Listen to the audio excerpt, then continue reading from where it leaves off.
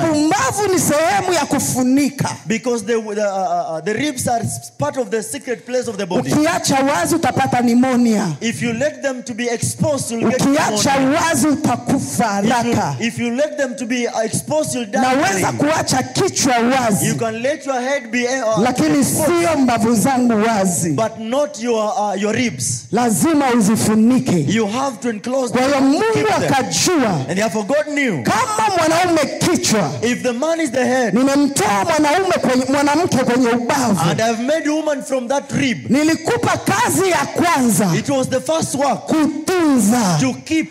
Kwa hiyo nimemtoa kwenye ubavu wako, And therefore I've created her from the rib, tunze, to keep her. Kwenye ubavu ni mahali watu wanafunikaka. From the ribs are the areas where people are keeping. Funika huyu mwanamke vizuri. Continue to protect Mlinde huyu mwanamke vizuri. this woman well. Kwa hiyo Mungu Therefore God kamtoa mwanamke got a woman kwenye ubavu. from the rib. Na Yesu asifiwe. Praise the Lord.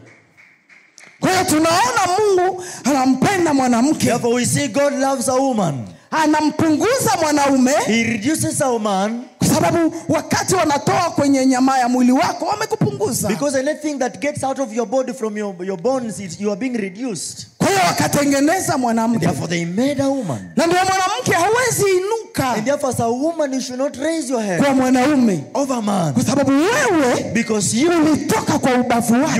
You were created from his rib. Hata tumafieri tote tuyoko nafanya. Leave alone this tule tubituko na ringa sahi. These things you're looking down upon men today. Wewe ulitoka kwa ubavu. You were created from a rib.